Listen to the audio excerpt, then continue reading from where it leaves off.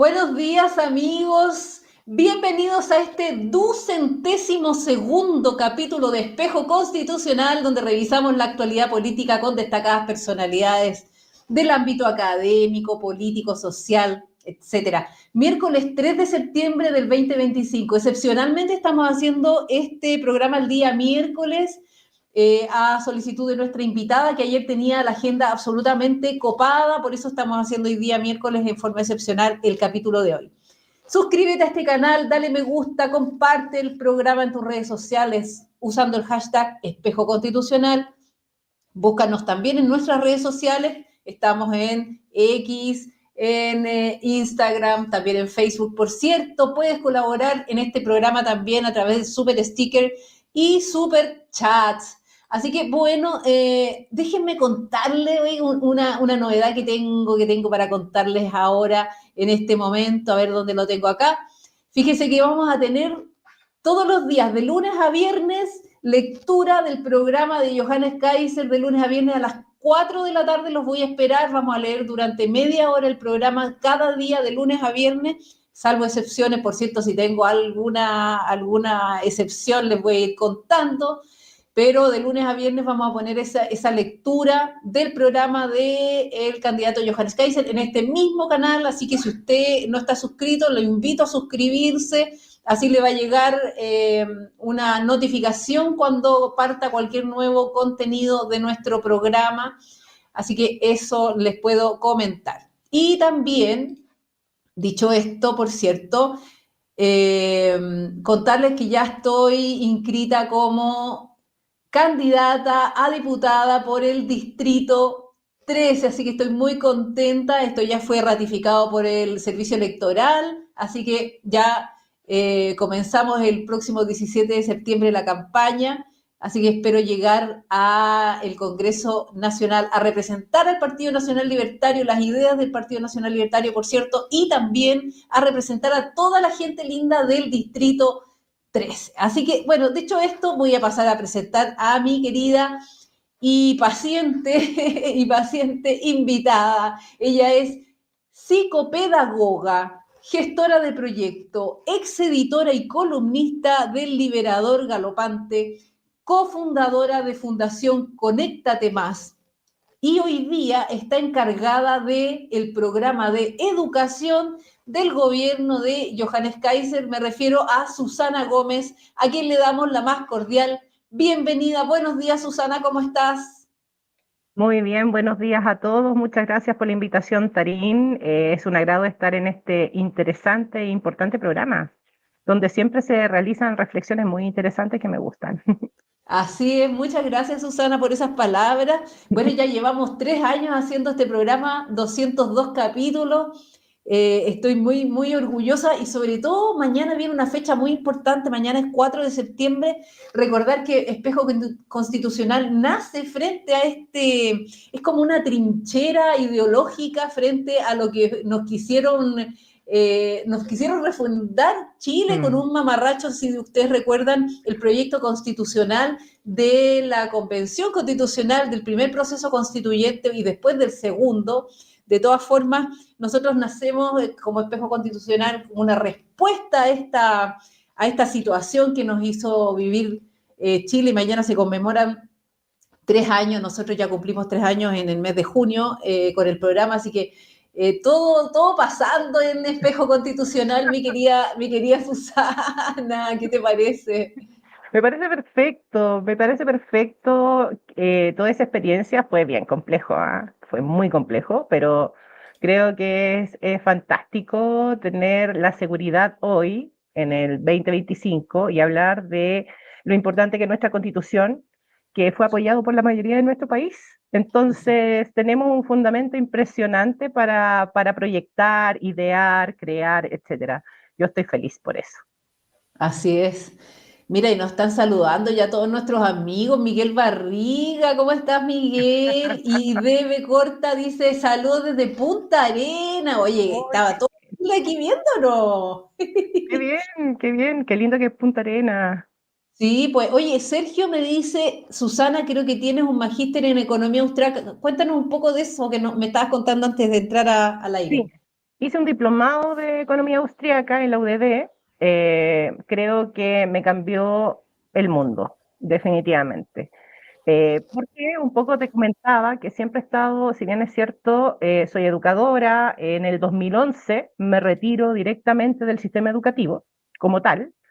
Estaba trabajando en una intervención psicopedagógica en escuelas de quinta normal a través de la Universidad de Chile. Me retiro porque empiezo a observar ya ciertas directrices que no éticamente estaba en contra. Siempre he sido como una persona que ha estado muy crítica respecto a la educación, pese a que soy educadora y sabemos que en la educación la ideología es impresionante.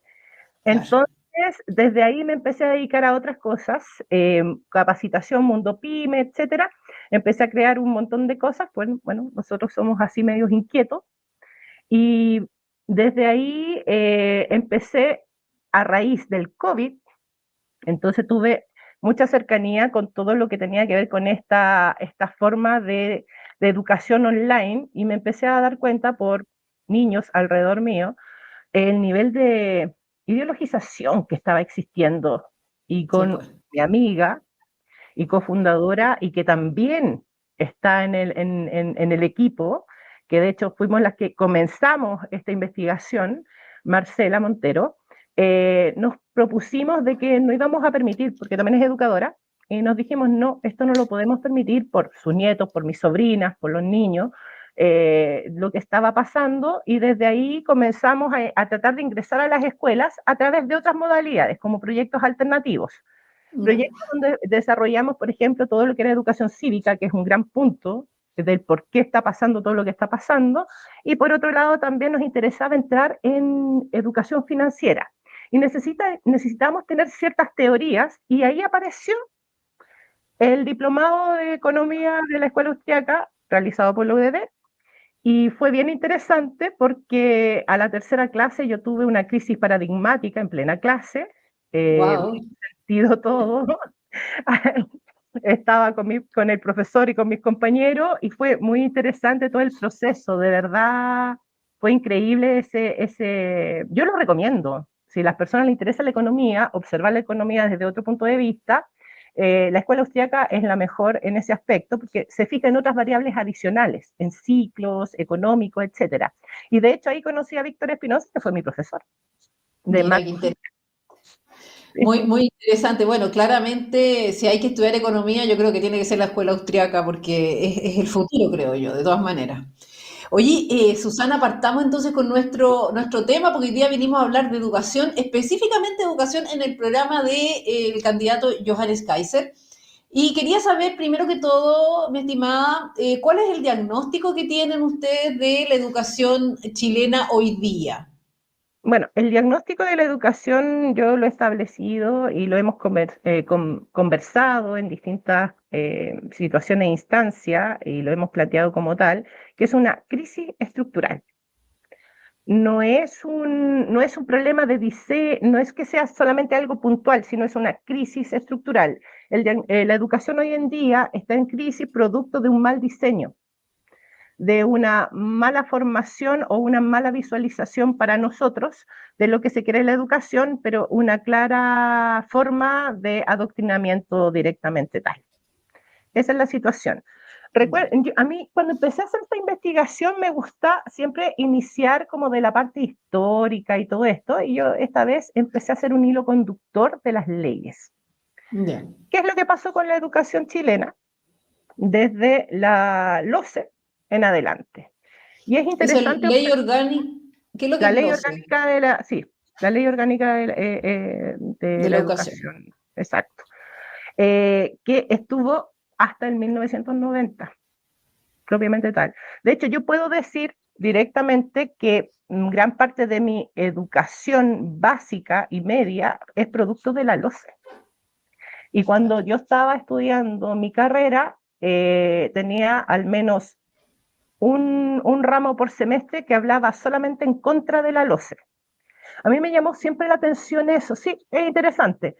Me llamó siempre la atención por qué estaban en contra de una ley que hablaba de la libertad de enseñanza, no me hacía sentido. Pero Claro. bueno, ustedes saben que el proceso en las mallas curriculares, también tienen un propósito, etcétera, etcétera. Entonces me llamaba la atención por qué estaban tan en contra. Y bueno, y todo esto empieza a cambiar específicamente cuando menores de edad, y eso lo quiero dejar súper claro porque se nos olvida ese detalle y que es importante, cuando menores de edad fueron utilizados como actos políticos. Estoy hablando de la Revolución Pingüina. La Revolución Pingüina, que eran niños de secundaria, de educación media, empezaron a hablar que querían una educación con ciertas características. Esto detonó a marchas enormes, por algo es una revolución, como que les encanta ese concepto de revolución a ciertos grupos de pensamiento. Y bueno, esto detonó que en el primer gobierno de la señora Bachelet se deroga la LOCE y empieza una nueva ley, una nueva forma de observar la educación que fue a contar del primer gobierno de Bachelet, la Ley General de Educación, y posteriormente en el segundo mandato de la señora Bachelet se implementa directamente la ley que hoy día nos tiene súper complicados a todos, absolutamente todos, y donde empezaron a observarse ya las crisis, que esto fue en el 2015, que es la Ley de Inclusión. La Ley de Inclusión que en términos conceptuales, en el papel, sonaba muy bien. ¿Qué mejor que incluir? ¿Quién va a estar en contra de incluir? Claro. Yo creo que no existe educador o persona en la sociedad que no le interese la inclusión. Entonces se estructura la educación de una forma bien específica y, por ejemplo, la tómbola, que es el sistema SAE hoy día, que se conoce como tal, las personas lo conocen como la tómbola, proviene de la ley de inclusión. La eliminación del copago viene de la inclusión. Entonces, al final, en términos administrativos, supuestamente tenemos un modelo, una ley que apoyaba el desarrollo de la educación pública, que iba a tratar de eliminar esta brecha, que tanto que se habla de la brecha educativa entre unos y otros, etcétera, pero en realidad, en términos reales, lo que empezó a ser una crisis enorme que hoy día lo vemos. O sea, todo lo que nosotros hoy observamos en la educación proviene efectivamente de esta idea de observar la educación, que es la ley de inclusión, que suena bien, pero en la práctica está llena de contradicciones, llena de contradicciones. Entonces, Sí, es un sistema que está entrampado. ¿Cómo está la educación hoy en día en este sistema? Por eso yo hablo de una crisis estructural, no hablo de que tenemos que hacer cambios. Por eso también nuestra visión desde el plan de gobierno es justamente ir a la raíz de esta crisis estructural, porque Tarín, podemos nosotros seguir hablando, ver en la punta del iceberg y podemos seguir implementando nuevos departamentos, no vamos a lograr nada. Es como abordar un cáncer con dipirona. No sirve para nada. Sí, no sirve para nada.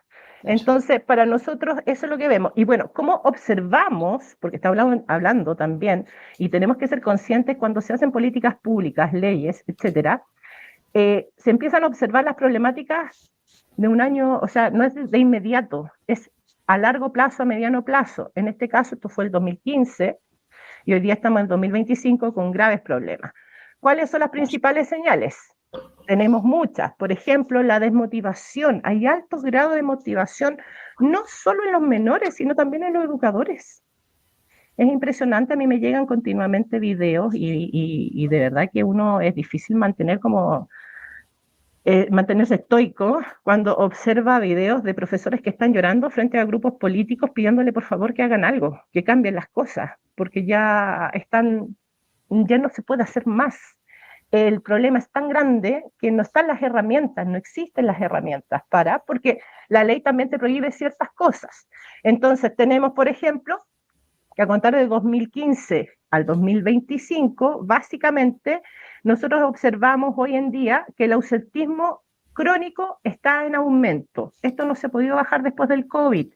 De hecho, se hizo como una aproximación hasta junio del 2023 y creció un 40% desde el COVID hasta hoy. Esto no ha podido bajar. Wow. Es muy pequeño, 40%. Estamos hablando de un ausentismo. ¿Qué tipo de aprendizaje puede existir en niños que tienen ese nivel de ausentismo? Nada. Imposible, nada. Imposible. Imposible. Entonces, también, por ejemplo, otra de las cosas que también nos llamó la atención en el mismo periodo, entre el 2015 al 2023, hasta aquella fecha que nosotros hicimos la investigación, existieron 700 escuelas que cerraron y tenemos hoy día problemas de cobertura. Imagínate lo que significa que una escuela cierre. Tenemos problemas. ¿Dónde incluimos a esos niños? ¿Dónde los integramos a esos niños? Imagínate 700 por este cambio. Entonces tenemos una serie de cosas y elementos y señales que nos demuestran que esta es una crisis estructural. No tan solo eso, fíjate que también, bueno, sabemos el tema de los SLEP que supuestamente llegaban a ayudar a potenciar y sabemos que es todo lo contrario, es una pésima gestión, no ha podido hacer absolutamente nada y estamos incluso observando algún tipo de malversación de recursos, etcétera. Entonces, no es la solución. Los exámenes libres, que es otra señal muy interesante, desde el mismo periodo, desde el 2015, desde que empezó la ley de inclusión, hasta el 2023, 2022 subió un 380% las matrículas, porque los padres están prefiriendo sacar a los niños de las escuelas para que den exámenes libres. Bueno, producto de todo lo que estamos hablando, ¿no? Y por otro lado también... ¿Y qué te parece esa situación de que saquen a los niños como psicopedagoga? Por ejemplo, yo entiendo que los niños tienen que tener un espacio de convivencia con otros niños, ¿cierto? Que es como El desarrollo deseable. social, sí, sí, Exactamente, o sea, deseable. quizás en la casa están con los hermanos, bueno, no es el caso de mi hijo, es hijo único, y hay muchos hijos únicos además hoy en día, pero a lo mejor están con los hermanos, pero es distinto la sociabilización con otros niños, con otros pares, ¿no? Es como como que está un poquitito, como decir, como cuando una mesa tiene una patita mala, como que Mm, toda la vida va a ser ese juego, ¿no? ¿Qué te exacto, parece bueno, eso? a mí el tema de los exámenes libres no me parece 100% malo. Creo que hay Mm, situaciones en donde lo amerita 100%.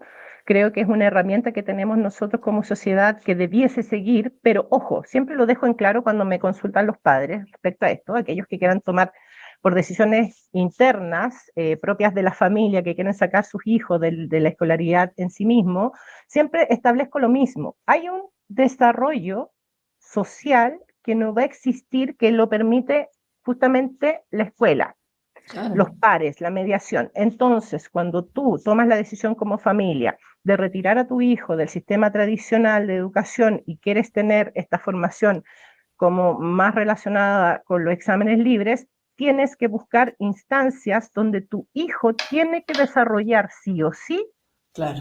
el desarrollo social. Y existen un montón, están los grupos de scout, hay grupos religiosos, hay grupos, existen un montón de formas, pero sí o sí, sí, muchas veces los padres toman estas decisiones porque sus hijos están relacionados con deporte, entonces ahí también existen formas de interactuar, Claro, pero aquel padre, aquella madre que quiera retirar a su hijo de la educación tradicional, que hay una educación social súper importante, sí o sí lo tienen que desarrollar por otras vías. Y eso significa también una actividad adicional, que por lo demás no es nada de malo. Yo creo que claro. siempre lo recomiendo también para los niños que tienen muchos conflictos internos, que les hacen bullying, etcétera. Muchas veces los Mm, niños tienen sus espacios sociales son muy acotados, específicamente en las escuelas, entonces les afecta mucho más. Siempre es recomendable tener a los niños en otras actividades que les hacen muy bien para el desarrollo como ser humano, es claro, integral, etcétera. Entonces, aquellos que tomen esa decisión, sí o sí, tienen que desarrollar algún tipo de actividad con otros niños para que exista este proceso, que no va a ser exactamente el mismo que el resto, pero no, eso no significa que va a ser mejor o peor. Ojo con eso. claro. No, eso es importante destacarlo porque se habla mucho de esta educación distinta, digamos, exámenes libres, qué sé yo, pero no hay que dejar de lado esto que es tan importante de que los niños, o sea, no es que de sacarlos del colegio y dejarlos encerrados en la casa, por favor, no hagan No, eso, tienen que no, no, no. sociabilizarlo por otras líneas, ¿cierto? No sé, de Exacto. repente viven en un condominio, en el caso mío, por ejemplo, nosotros vivimos en un condominio donde hay hartos niños, entonces ya están súper socializados y juegan todo el día, qué sé yo.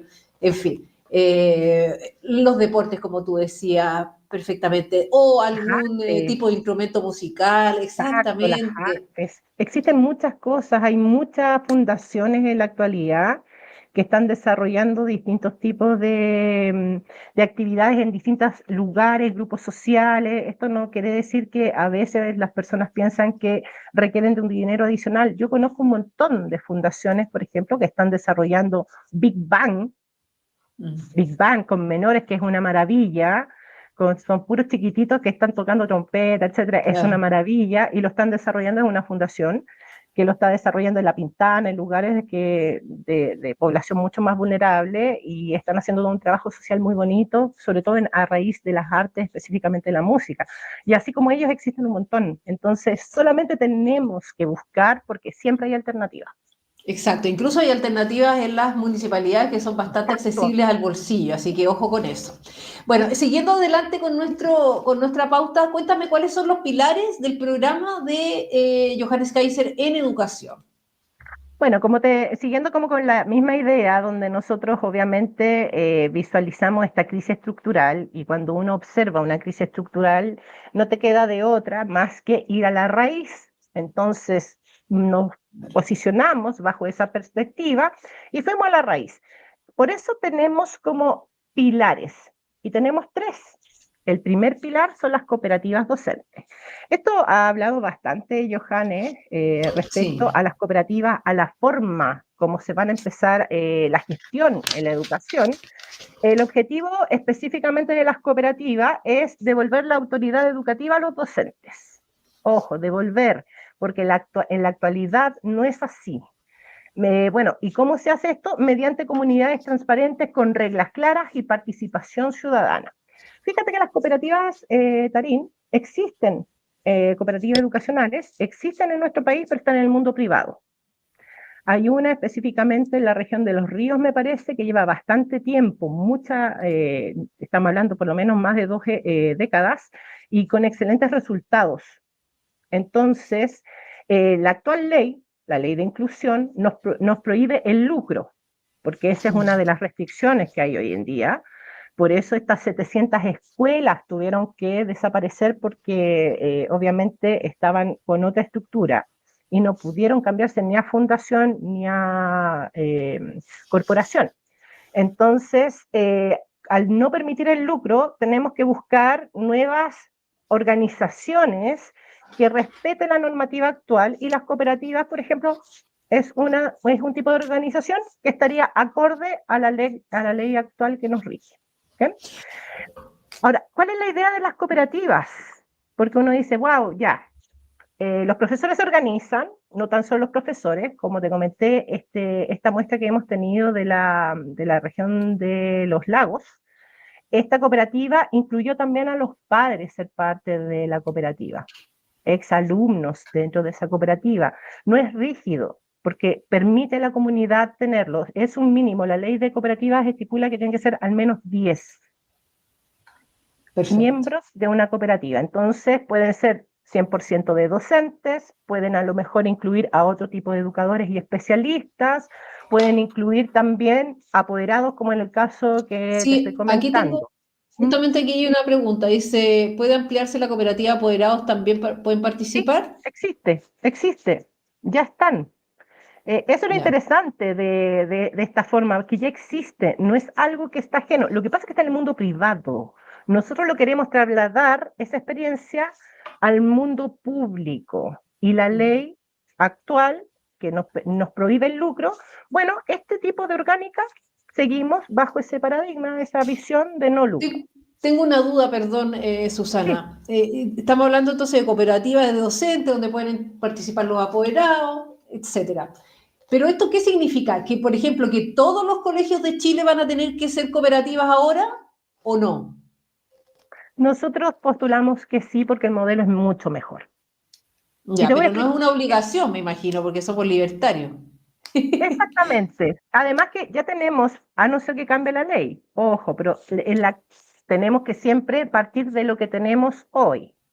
La ley nos indica que tienen que ser organizaciones que no estén con lucro, tienen que ser sin fines de lucro. Sí, Por claro. eso la mayoría de las escuelas, los establecimientos cambiaron a la modalidad de fundaciones o corporaciones.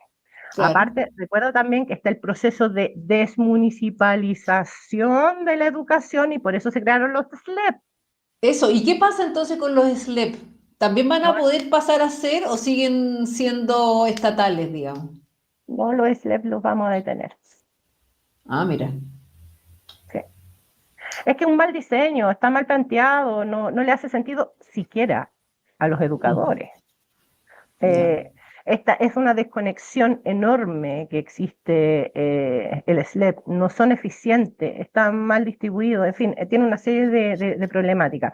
Pero Los SLEP, estos colegios van a, por ejemplo, por ejemplo, déjame el hacer una Instituto aclaración, Nacional.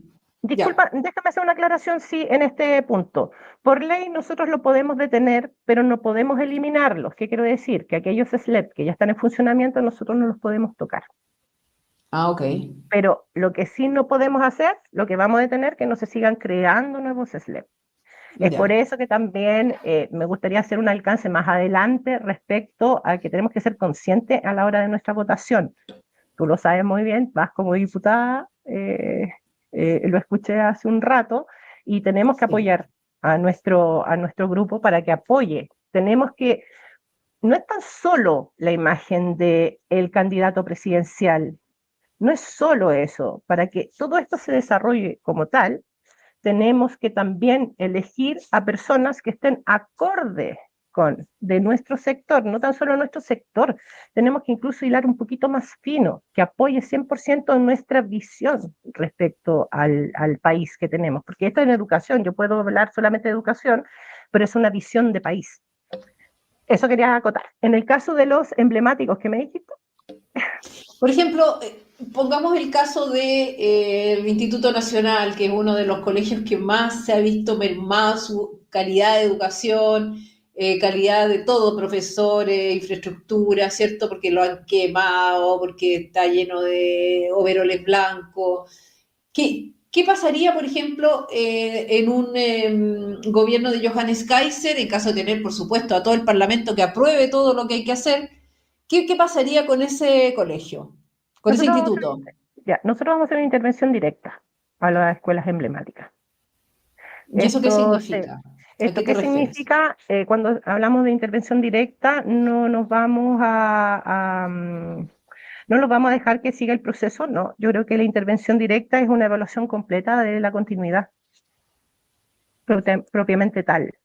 A mí la ley me indica, ojo, a mí la ley me indica que los niños no pueden interrumpir su proceso de aprendizaje, ¿cierto? Eh, Todos los niños, por eso los niños hoy en día no los puedes sacar de las escuelas como antes, no los puedes expulsar, no puedes, Claro, la ley no te lo permite, la ley de inclusión no te lo permite. Pero sí, también la ley no me indica en la modalidad que podrían esos niños estudiar. Ojo, sabemos, por ejemplo, porque cuando hablo de una intervención directa a los emblemáticos es porque tenemos que determinar qué tanto de escuela va quedando, porque más bien hoy en día, tanto el INBA como el Instituto Nacional aparentemente son más que centros educativos, son centros de adoctrinamiento. exacto. Entonces tenemos que hacer una evaluación. Por otro lado, el Instituto Nacional, su estructura, su infraestructura, donde están situados, pertenece a bienes nacionales. Ah, mira. Entonces, también hay que ver un par de cosas que es lo que pasa. La evaluación directa a los emblemáticos va a ser exhaustiva. Pero, por Entonces, ejemplo, pero en en términos el de las caso, por ejemplo, cooperativas, en el término de cooperativas, si los docentes quisieran ser cooperativa, perfecto, pero ojo, las cooperativas también tienen una serie de beneficios, pero también van a tener ciertos requisitos y esto también me gustaría dejarlo súper en claro. Como nosotros vamos a pasar infraestructura del Estado para que lo administren cooperativas, claro, eso es beneficioso bajo varias perspectivas, varias circunstancias, en el caso de los municipales, pero también tiene ciertas condiciones. Hay condiciones de contratos, no tan solo de la cooperativa con el Estado, sino que también desde la cooperativa hacia los apoderados. ¿Qué quiero decir con esto? Porque hoy en día los niños, porque para mí son niños, son menores de edad, los menores de edad hacen toda su forma, se expresan de esta forma tan violenta, destruyen inmobiliario que sale de todos nosotros, pero nadie se hace responsable. Nuevamente el Estado tiene que parchar, tiene que volver a destinar recursos y no se hacen responsables, nadie se hace responsable. Eso no va, eso cambia con las cooperativas. Nosotros vamos a exigir a las cooperativas que tengan algún tipo de contrato, una especie de contrato con los padres, donde los padres tienen que empezar a ser responsables de la conducta de sus hijos, porque de alguna forma también se están vulnerando los derechos de los menores. Claro. Entonces va a existir un contrato, queremos que los padres también sean conscientes de lo que significa destinar ciertos recursos, porque este sería el segundo pilar, pero para un poco como, ¿cuál es la idea nuestra de los pilares? Es ser consciente, cada vez seamos más conscientes, en el caso de los docentes, les vamos a dar la oportunidad, única vez que alguien les va a dar la oportunidad, un Estado, un gobierno, les va a dar la oportunidad a docentes que se organicen, de tal forma, con estructuras que nosotros vamos a establecer, que los establece la ley de cooperativas, etcétera, etcétera, etcétera, donde ellos van a tener la oportunidad de pensar qué tipo de colegio les gustaría tener y que por lo demás les van a llegar los recursos directos. No van a pasar por todos estos departamentos. Claro. Y que finalmente les llegan los recursos a mitad de año, finales de año, etcétera, porque eso es lo que estamos viviendo hoy en día. O sea, en octubre, el año pasado en octubre, les llegó a varias escuelas los libros, que tendría que haber estado en marzo. Por toda esta burocracia, esta rigidez que tenemos hoy en día, esta cantidad de departamentos enorme que no son eficientes, y lamentablemente tienen que un poco ver cómo lo van haciendo cada día. Entonces, esta es la oportunidad donde los profesores van a poder también ellos administrar los recursos. También les vamos a dar la oportunidad de incluso que puedan externalizar la administración. No necesariamente, no todos los profesores saben de administración. Claro, claro. Pero van a tener la posibilidad de exteriorizarlo con otras agrupaciones, incluso con otras cooperativas que se puedan desarrollar. O sea, aquí las posibilidades son enormes de organización, pero está la idea. La estructura de cooperativa existe, los estatutos, aquí sí. Lo que vamos a hacer, entregar modelos de estatutos porque son importantes, porque el desconocimiento, finalmente todo requiere de los estatutos. Los estatutos son más importantes de lo que nosotros pensamos a veces. Y en la práctica nos damos cuenta que cometimos errores. En eso nosotros vamos a estar también entregando algún tipo de modelos, ideas, etcétera, y capacitación permanente respecto a esto. Porque los estatutos va a ser muy importante para el desarrollo y la gestión de esa cooperativa. Ese es nuestro primer pilar. Ya, Susana, cuando hablas de que les va a llegar a los colegios les va a llegar la plata directo, ¿te refieres a un voucher? Exacto, que es el segundo pilar. ¡Ay, qué lindo! ¡Me encanta! El segundo pilar que tenemos, y aquí es donde nosotros, como te estaba comentando, esta idea de ser conscientes, es aquí donde también tenemos esa conciencia. En la actualidad existen vouchers educativos, pero se hacen efectivos cuando el apoderado matricula a un niño, ahí va directamente hacia el establecimiento. Nosotros queremos el camino largo.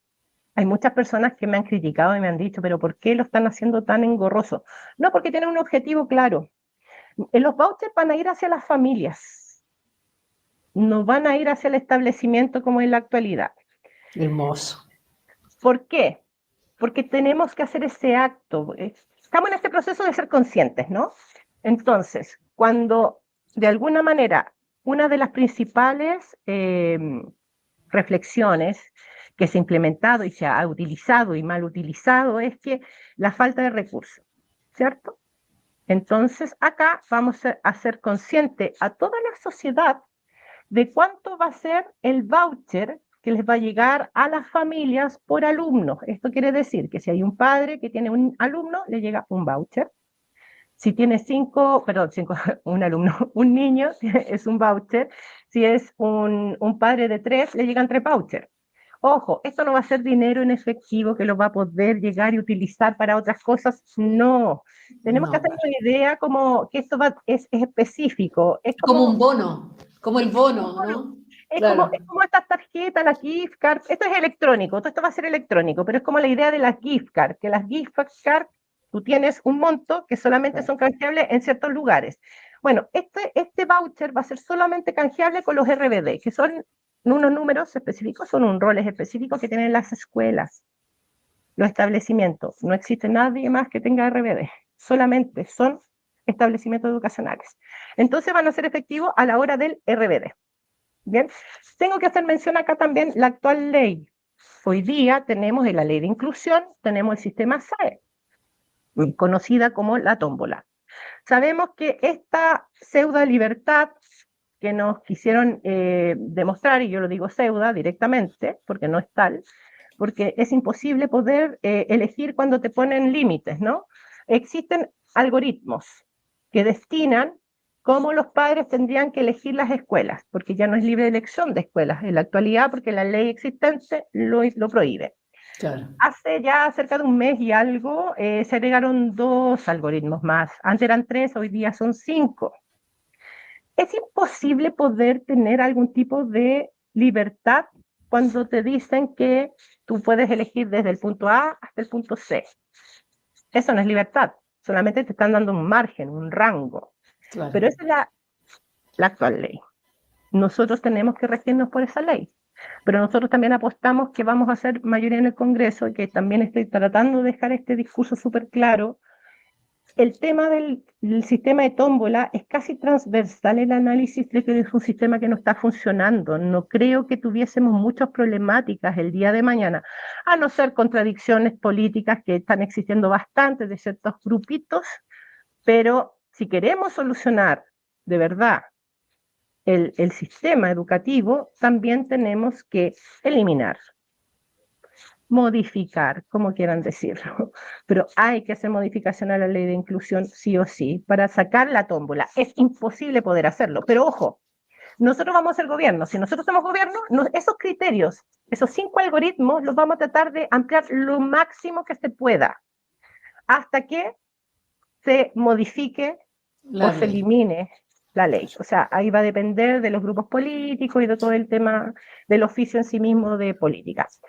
Pero nosotros vamos a tratar de extender al máximo, ampliar al máximo esta forma, esta estructura. Entonces, los padres van a tener, les llegan los vouchers, que van a ser única y exclusivamente canjeables con los RBD. Este es un acto de fe, y por eso me gusta el tema de la conciencia, porque de alguna manera la sociedad chilena actual va a ser un acto de fe, va a ser una apuesta a futuro en la educación de las futuras generaciones. Y eso te tiene que realizar algún tipo de cambio. Eso algo te va a pasar también como sociedad, porque siempre dicen la educación, los más desposeídos nos olvidan, etcétera. No, aquí quedan excluidos solamente el 10% más rico del país. El 90% va a tener el voucher educativo. Maravilloso. Maravilloso. Entonces, pero tenemos el problema, como te decía, para poder que esto funcione así como nosotros lo tenemos diseñado, tenemos un problema, que es la actual ley, pero nosotros, como vamos a ser gobierno, vamos a ampliar al máximo esos algoritmos para dar mayor amplitud para que pueda funcionar hasta que la política haga lo suyo. Tengo una consulta. Estos vouchers entonces van a ser universales para el 90% de la población, ¿cierto? Exacto. Me preguntaban acá específicamente María Soledad, que es candidata a diputada. Dame un momento, acá está. Podría preguntar cómo se abordará el tema de la inclusión en este modelo. ¿Va a haber inclusión o no? La inclusión es un tema súper complejo que lo estamos, efectivamente hay que abordarlo, ojo, no es que no lo podemos abordar, lo vamos a abordar y nos vamos a ser responsables también en esto. Hace como una semana atrás creamos un poco unas temáticas y lo filtramos con apoderados de agrupaciones de inclusión que hay en el país. Me llamó mucho la atención que los mismos padres están cuestionando la actual visión inclusiva que hay de educación, porque ella me comentaba, por ejemplo, de acuerdo a su agrupación, algo bien específico.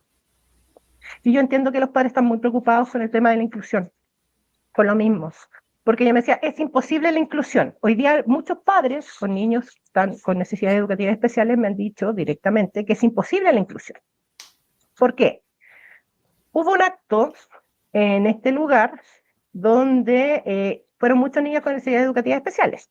Están los niños ciegos, los niños sordos, los niños TEA, entre otras patologías también que existían y otros síndromes. Los TDA, TDAH, etc.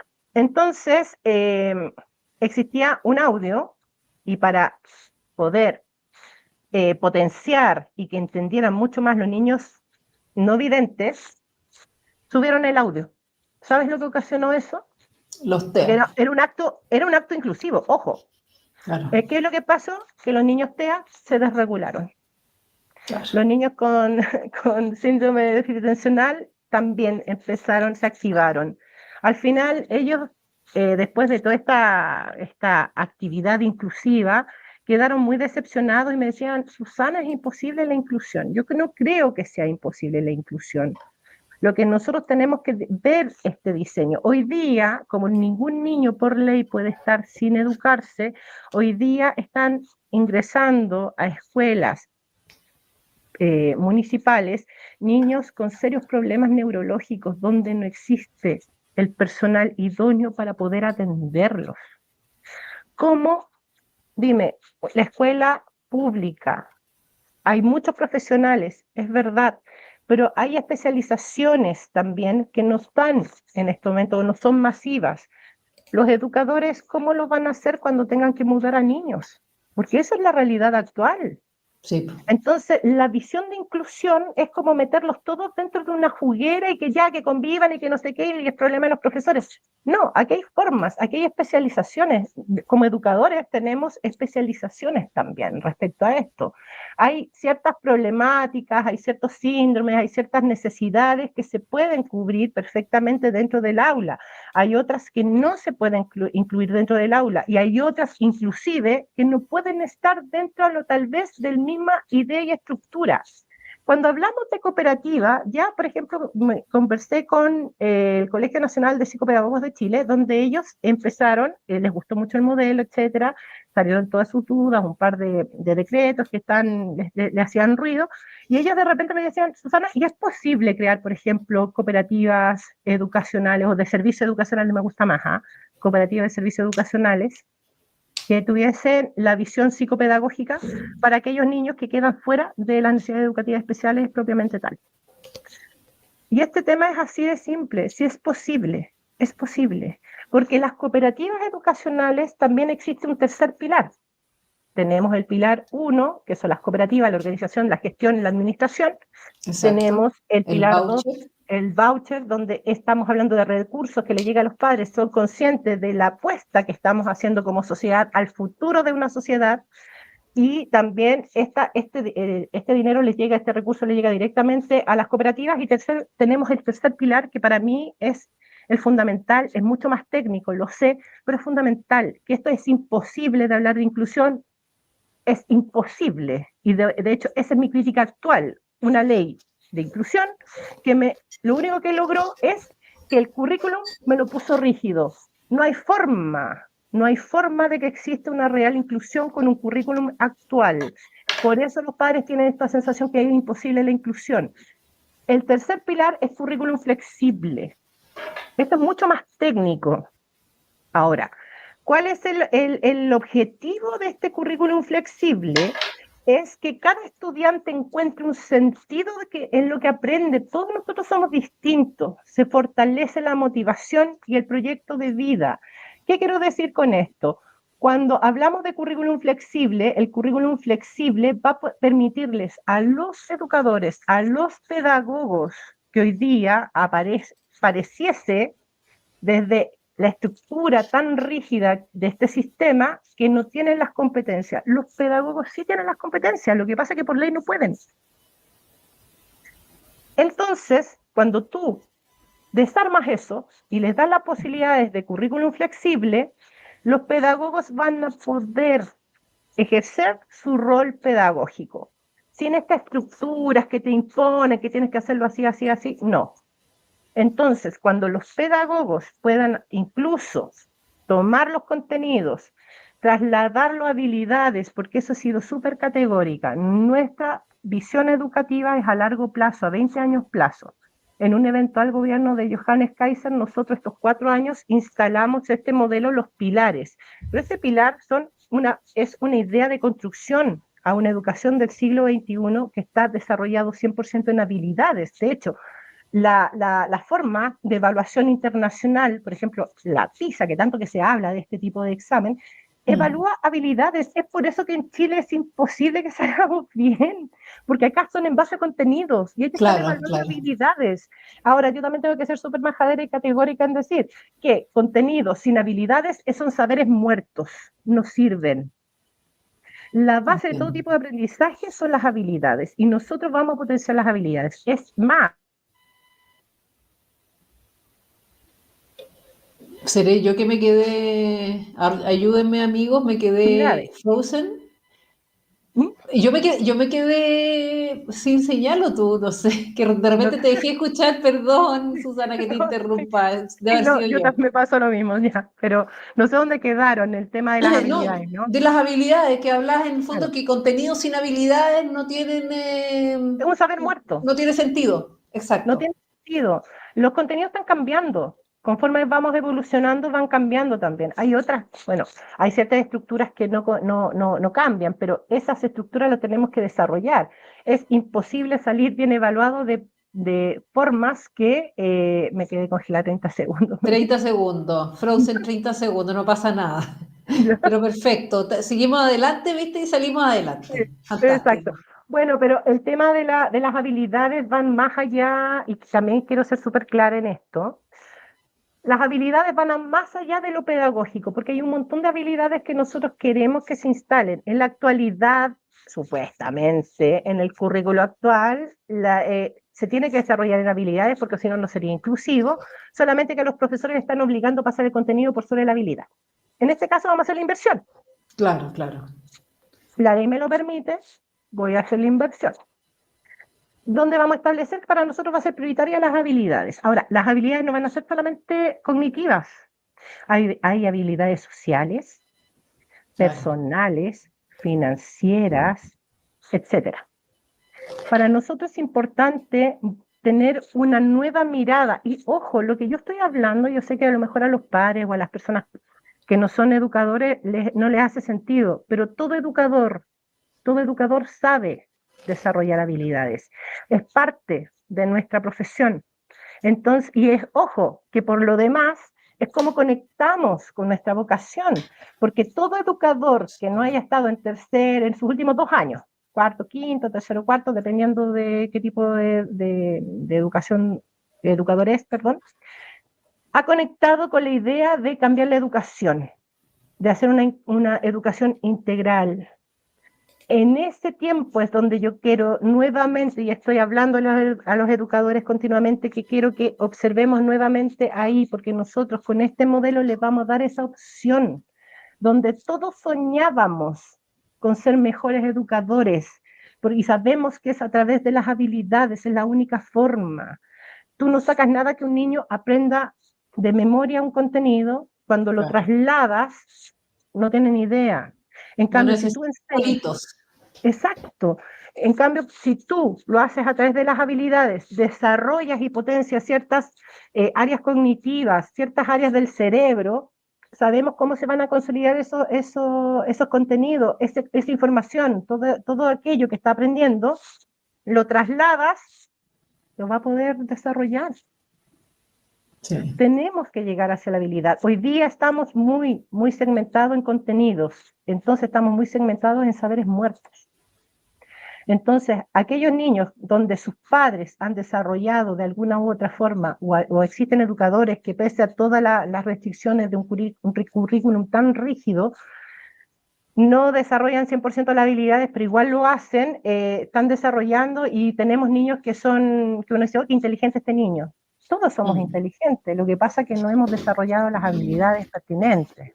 Susana, raya para la suma tenemos un primer pilar que es cooperativas docentes, segundo pilar que tenemos nuestro voucher maravilloso, prístino, dorado. El recurso. Y el tercero es el currículum flexible. Dentro de esos 3 pilares entonces tenemos un programa de gobierno de Johannes Kaiser que pretende entonces llevar la educación ad hoc al siglo XXI, en definitiva, lo que Exacto. estamos viviendo, principalmente, como tú bien decías, centrado en las habilidades de los educandos. Entonces, te tengo algunas preguntas del público que están todos On fire. haciendo consultas, así que yo voy a leer un super chat de mi querido amigo de Becorta. Dice, Magallanes fue la primera región donde implementaron la tómbola y vi papás durmiendo en la calle para matricular a sus hijos para ganar prioridad. Fíjate que yo, no solamente esto pasó en la tómbola. Así es. Yo recuerdo que mi marido tuvo que Mm. estar en varios colegios sentado a las 5 de la mañana para poder inscribir al cabro chico a dar la prueba, a dar una prueba para poder ingresar a un colegio privado. Realmente fue una locura. Yo creo que todas estas cosas son complejas. Bueno, dice, me tocó trabajar como administrativo en un liceo, pude ver entre el 2017 y el 2010 cómo avanzó la decadencia cultural y la revolución pingüina, como se tomaron el liceo. Voy a tratar de hacer solo las preguntas que había sacado. ¿Eh? Dice, ¿se considera el homeschooling dentro de los planes del gobierno? Me imagino que Sí, sí, ¿no? sí, sí. Claro, tienen la libertad de los padres. Sí, porque se me olvidaba comentarte algo, dentro de Dígame. nuestra visión propuesta o nuestra propuesta de país, también existe la modernización del Estado, que en realidad para nosotros es de verdad la modernización del Estado. Tengo que decir también que dentro de la región, nosotros sí, Digitalización del Estado, eso digitalización, también que por lo demás estamos en la cuarta revolución industrial. Hoy día estamos insertos históricamente en la cuarta revolución industrial, que es la digitalización. En ese momento histórico estamos viviendo. Entonces es imposible no tener la digitalización dentro de. No estamos, ojo, no estamos haciendo responsables. Tengo dentro del equipo, me encanta hablar de mi equipo de educación porque es multidisciplinario y también estamos abordando con el equipo de psicólogos específicamente el uso de pantallas. Estamos haciendo toda una investigación respecto a eso, vamos a hacer manuales, vamos a hacer unas propuestas, etcétera. Modelos, claro, nosotros estamos recogiendo el guante, así de simple. Entre otras cosas también que estamos evaluando. Pero, por ejemplo, la digitalización, nosotros en Chile somos, dentro de la región tenemos el 95%, según un congreso que hubo en la CEPAL y donde yo fui, de conectividad. Mala conectividad, por supuesto, se puede mejorar, por supuesto. La visión y la propuesta de modernización del Estado, que esto corresponde a otro ministerio, a otra subsecretaría, pero puedo hablar respecto a la visión educativa, es fundamental. Entonces nosotros también vamos a hacer una gran inversión como país respecto a la digitalización, en mejorar también eso. Y todas las subsecretarías que existen en el plan de gobierno, vamos a depender también de esa gran inversión, que no va a ser tan solo para el mundo privado o público, va a ser para todos. Le vamos a dar un objetivo claro desde la educación. La digitalización para nosotros es fundamental, con toda esta visión que estoy diciendo, donde nosotros nos estamos haciendo responsables, vamos a mostrar la propuesta respecto al uso responsable de las pantallas de los niños, porque también nos tenemos que hacer cargo de esto, lo que está significando también. Hay niños donde simplemente vamos a tratar de evitar la exposición a pantallas, porque es necesario el desarrollo biológico cognitivo propiamente tal, donde también se desarrolla todas estas habilidades que nos hacen mamíferos de alguna manera, donde nos hacemos humanos. Entonces, hay toda una serie de formas que nosotros estamos de forma responsable tomando este asunto, pero la digitalización va a ser importante. ¿Qué quiero decir con esto? Va a existir una inteligencia artificial para profesores, entrenada por profesores. Perfecto. Bien, la burocracia se la vamos a quitar a los profesores. ¿Para qué nos vamos a tener 2 horas llenando listados enormes de cosas si tienen esto? Las asistencias se pueden hacer por voz. Claro. También el manejo de contenido por voz, todo eso lo vamos a recepcionar. Tenemos toda una estructura desde e-government, cómo va a funcionar, por ejemplo, las cooperativas en términos de recursos, porque vamos a también tener, nosotros vamos a hacer una apuesta de futuro, de la sociedad actual chilena, va a ser una apuesta a la sociedad futura chilena, pero esos recursos tienen que ser bien implementados, porque son escasos, tenemos que recordarlo, y han sido ineficientes hasta hoy día en el uso. Nosotros tenemos que hacer eficiencia, la tecnología nos permite hacer ese tipo de gestión. El tema de los vouchers también los vamos a estar observando, y también, ojo, la forma en que se están trabajando las habilidades también. Los docentes no los vamos a tener llenando libros eternos, donde pierden una cantidad de horas importante de su labor pedagógica en tema administrativo, que es un gran problema que hay en la actualidad. Las normativas, todo esto es muy burocrático, muy burocrático. Hoy día tenemos una tecnología disponible para poder hacerlo mucho más eficiente en menor tiempo y donde queremos los profesores, los pedagogos se dediquen a hacer pedagogía. Lógico. Y eso es lo que nosotros queremos y eso es un objetivo para nosotros. Es la forma donde podemos desarrollar. Vamos a tener capacitación permanente de los docentes. Nuestro modelo, Tarín, es Estonia. Siempre lo hemos dicho, no está solo desde la visión económica, sino que es en todo ámbito. La educación en Estonia en 14 años sufrió un gran cambio de ser un país pobre, en decadencia, en 14 años se posicionó como uno de los mejores en el ranking de la OCDE. Hoy día son pioneros en el uso, por ejemplo, de las nuevas tecnologías, donde inclusive este monstruoso país India prefiere 1000 veces tener negocios directos con gente, con estonios, porque el manejo de ellos es mayor. Por ejemplo, hoy día parte del modelo de Estonia en otras áreas lo está utilizando Ucrania en un año, en un país en guerra, y está viendo los frutos. Es decir, existe un modelo interesante. Estonia, ¿cómo desarrolló tan grande en 14 años? Salió del hoyo educativo, o sea, del hoyo social en el que estaba, a ser un país número 1, y pionero a nivel mundial fue en varias cosas. Flexibilizó su currículum, igual que nosotros, en nuestra propuesta. Usó eficientemente los recursos, nosotros también estamos en esa vía.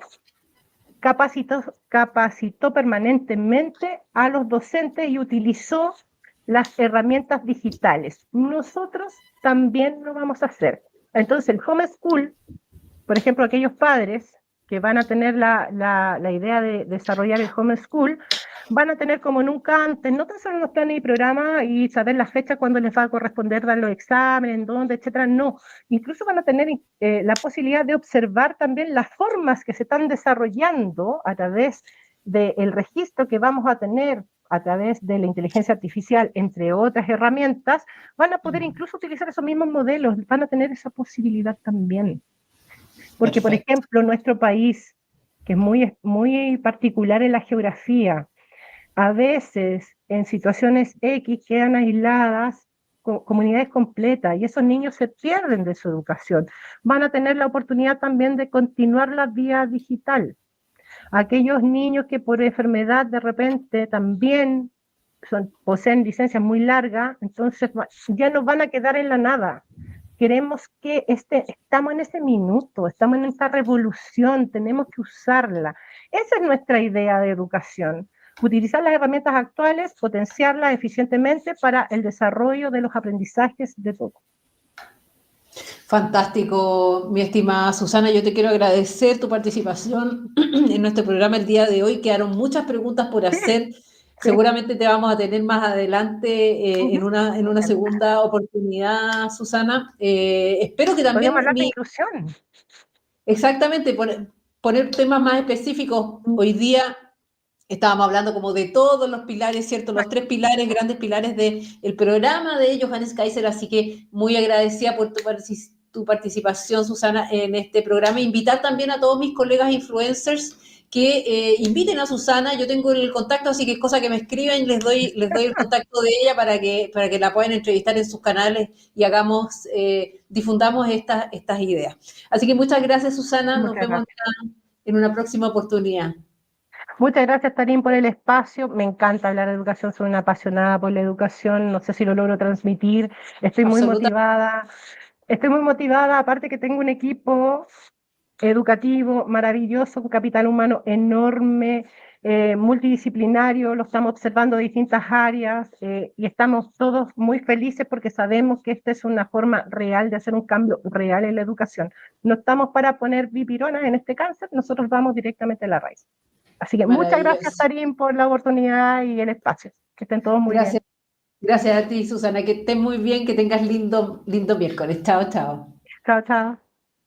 Bueno, ahí teníamos a Susana Gómez. Ella es líder del equipo de educación del programa de Johannes Kaiser, del candidato presidencial Johannes Kaiser. Quiero agradecerle a todos su presencia. Tenemos muchos comentarios que no los voy a poder poner, no voy a poder ponerlos todos en pantalla, pero bueno, ustedes ahí los pueden leer también en el YouTube. Así que les recuerdo una vez más, mañana comenzamos con este programa nuevo de lectura de programa de Johannes Kaiser de lunes a viernes a las 16 horas, va a durar media hora diaria que vamos a estar leyendo, así que acompáñenos en ese programa si usted quiere saber un poquito más, profundizar sobre lo que está haciendo o lo que va a ser el programa de Johannes Kaiser. Acompáñenos de lunes a viernes a las 4 de la tarde, así que ahí voy a estar yo misma leyendo y leyendo el programa. Así que eso ha sido todo por hoy, muchas gracias.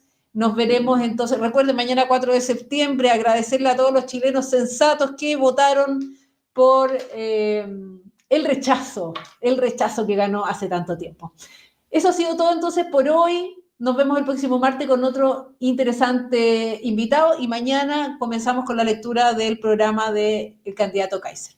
Que tengan lindo día. Chao, chao.